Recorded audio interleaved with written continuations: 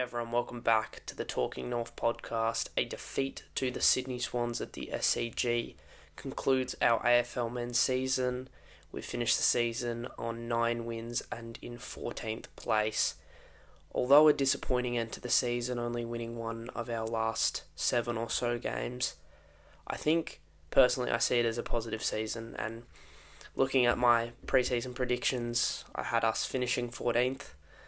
That's where we finished, and I had us winning 8 games. We exceeded that with the 9, and we were genuinely in a lot of games this season, and I think we probably should have won more, and probably should have pushed for wildcard, but, if not for a rejuvenated Carlton under Josh Fraser, we could have easily been a wildcard team this year, but it was never the goal, and I think there's more positives than negatives from season 2026, and our best season since 2019, 7 years ago. We can't forget where we've come from. Alright, first thing I want to go over in this review is the out-of-contract players going into next year. Obviously, now that we've played our last game for the year, we're in the trade period, we're in the contract discussions. So I've got the list here of our players that are out of contract at the end of this year and yet to sign. I'm going to go through each and give you whether I think we should delist this player or give them an extension. So to start off with, we have Aiden Core. Been at the club now for 6 years. Definitely a divisive player amongst North Melbourne fans, including myself. At times I've really not liked his performances. At times I've been frustrated by him as a player.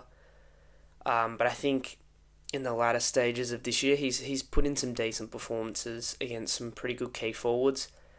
Yes, I think 100% we need to upgrade on our key defenders next year, but I don't think we're quite ready to be a key defender short. So in saying that, I would give Aiden Core a 1-year extension.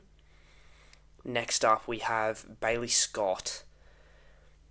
Unfortunately, I think he's gone. I think he will be delisted. I think he played 2 or 3 games, maybe 4 in the AFL this year. Personally, I don't think he impressed in any, and I think we have a lot of players that have gone past him in that wing role. Jai Simpkin, Tom Blamires, Riley Hardiman, I think are all better options on the wing than him, and we very may well pick up a winger during the draft or during the trade period, so father-son Bailey Scott, I'm unfortunately going to have to say I think he will be delisted. Next up, Braden George, an exciting draft pick. I remember we got him, he'd just done his ACL, but he was a projected top 5 or top 10 pick at the time, and we got him, invested a lot in him, redid his ACL, showed some signs in the VFL, but he's never, let's be honest, been close to being picked in the AFL team.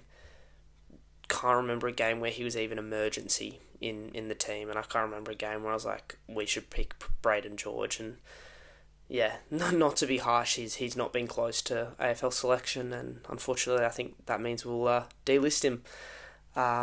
Next up, Callum Coleman-Jones. Played a few games this year, serviceable to say the least, so I think we will delist him as well. Might find another club, but overall probably a disappointing signing over his 5 years at the club. Next up, Cooper Harvey. Interesting.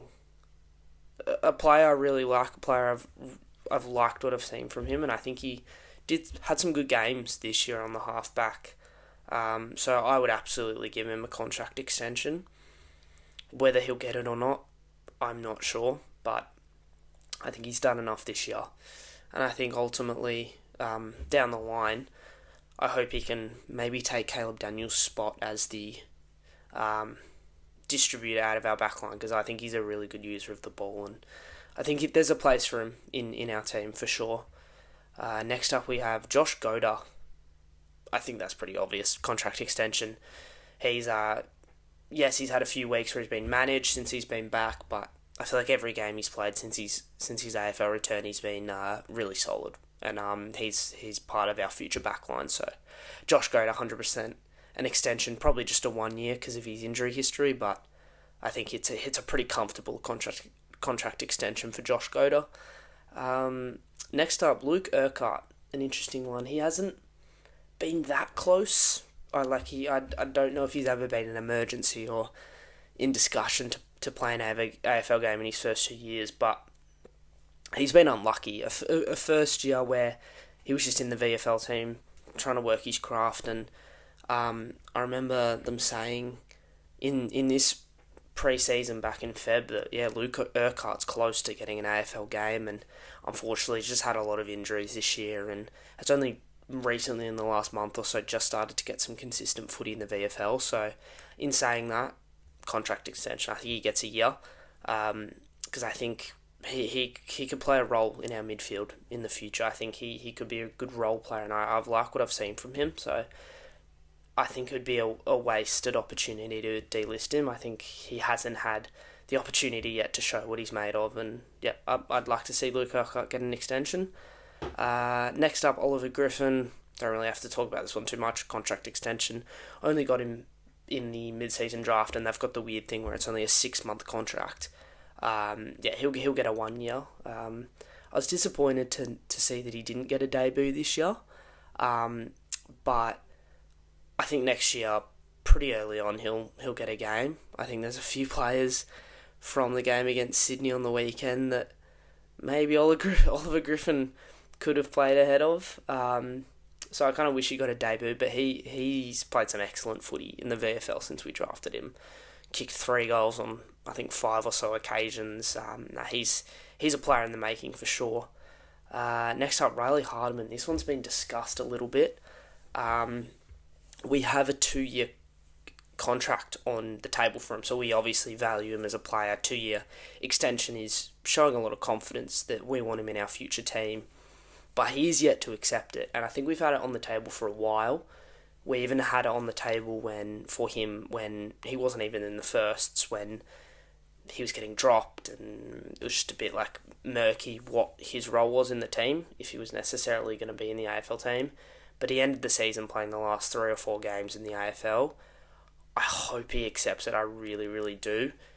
We're not going to delist him. He's either going to get traded or he'll stay at North.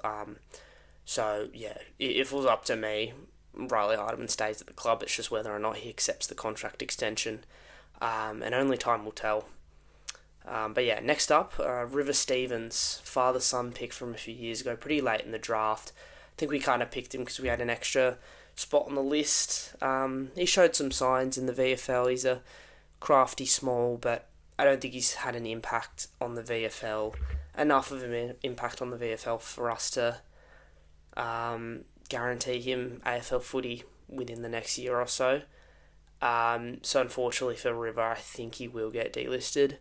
I think with the stage we're at as a club and this list, I think it's the type of player that we have to move on, unfortunately.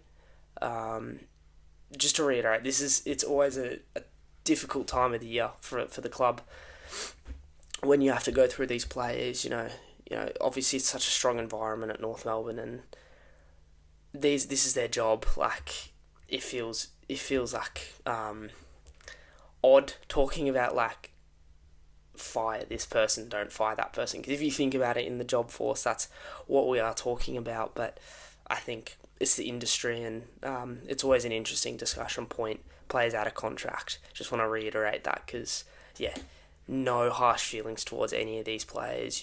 They represent my club, and they've all contributed to the club, the environment on field, off field. So next up, we've got Robert Hansen, 4 years at the club, played some decent games in the firsts, didn't get a game in 2026, and to me that's a sign that he probably won't get a contract extension. Unfortunately for him, I hope he can find another club, because I think he has attributes to be an AFL player. I'm just not sure if he has those. I just don't know if he can fit in our first anymore. Unfortunately for Robert Hansen Jr., I think he might get delisted. Next up, this one this one's gonna hurt. Toby Pink, like, I absolutely love this guy. Like, all North fans do. I think I feel like he became such a fan favourite so quick. Played a little bit earlier in the year, kind of fell out of the team, had season-ending shoulder surgery. I'm not sure what happens with Toby Pink. I can see a word where he does get a 1-year extension, I think they often like when a player does have an injury that, takes him out of the team for the year. They often do give a contract extension, but I'm not sure if we're at the level now as we're pushing, up the ladder, hopefully into a wildcard spot or higher next year. I'm not sure we're going to do those, I'm not going to say pity contract extensions, but maybe more lenient contract extensions, keeping a player on the list. I think, unfortunately, Toby Pink will be delisted. But I can't see a world where he does get an extension. If I had to pick, I'd give him a year. I'd give him a year because I don't know if we're going to be able to get enough key defenders in the trade period and the draft. But if they have a plan, if there's talks about Nick Murray and some other Adelaide defenders that we might get, if they have a plan of exactly who they want to bring in as a key defender, I understand why they delist him.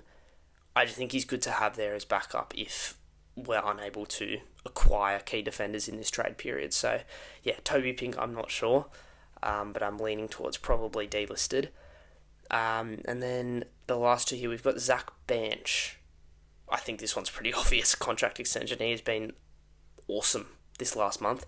He's finally solidified himself in the team, and I think going into this year, I thought he would be well down in the pecking order of small forwards. I thought Doveston would play every game this year, and unfortunately we'll get into that later, didn't have the greatest first year at the club, but Zach Banch has really just gone out and been like, no, I am the small forward, I am this guy. So Banch, 100% a contract extension. I think it's more of a discussion whether we give him a year or 2 years.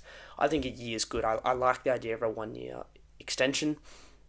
I think players knowing that they're not guaranteed to play beyond any given year motivates them and makes them a better player. And I heard Zach Banch on Josh Further North podcast discuss how it is a little bit of an encouragement. It's a little bit of a motivator when you are at a contract at the end of the year. And if that's the way we can get the best footy out of Zach Banch, I'd say a 1-year extension is the way to go with Zach Banch. But 100% give him an extension. He's been awesome in this latter part of the year.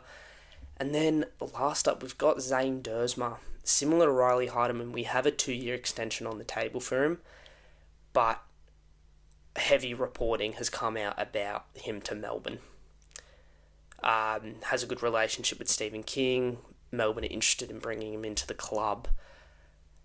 I think he's probably out of the door. From all reports, I think it's been heavily reported that he will go to Melbourne. I think Zane Dersma's an interesting one. That infamous 2023 draft where we picked Zane Dersma over Nick Watson, and did we make the wrong choice? Yes, in hindsight we did, but man, Dersma was so talked up going into that draft, a bit like his brother Willem in the recent draft. Like, I remember the way they talked about Zane Dersma as a player. I was like, this guy's going to be an absolute superstar, and to be honest, he's not had a great first 3 years. I think the start of this year he was good.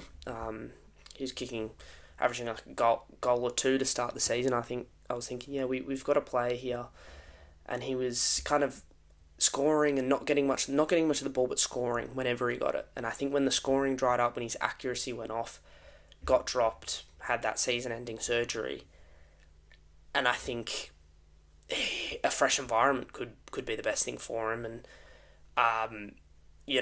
fair play if he wants to take that opportunity at a club like Melbourne that are higher up the ladder than us and might be able to use him in a different way than we're using him. And Stephen King has shown that he's been able to get the absolute best out of his youngsters this year. And if Melbourne's a club that is going to offer him more money, maybe more years, I absolutely don't blame Zane Dersma for taking that offer. So Zane Dersma won't get delisted, no chance. We have an offer for him. It's just whether or not he picks us or Melbourne, and I think more likely than not he'll pick Melbourne. So yeah, I think Zane Dersma's on the way out, unfortunately. But yeah, let's just go through who I think will keep and who I think will delist. So contract extensions out of our players out of contract, I'd give it to Aiden Core, Cooper Harvey, Josh Goda, Luke Urquhart, Oliver Griffin, Riley Hardiman, and Zach Banch. I'd all give contract extensions to. The players I would delist would be Bailey Scott, Braden George, Callum Coleman-Jones, River Stevens, Robert Hansen, Toby Pink, and Zane Dersma, likely to be traded. But yeah, so they're the out-of-contract players. We'll know in the next few weeks. I always forget, maybe whether it's during finals these decisions are made or in between finals and the trade period, but we'll know in the next month or so whether these players are going to be at North Melbourne in 2027. I wouldn't be surprised if in the next week or so, or even today, Josh Goda and Zach Banch, for example, get their extensions like right away. But I'm pretty sure, yeah, the exit meetings or the final end of year meetings are like the Monday after the last round. But all in all, we'll know sooner rather than later whether these players are going to be at the club in 2027.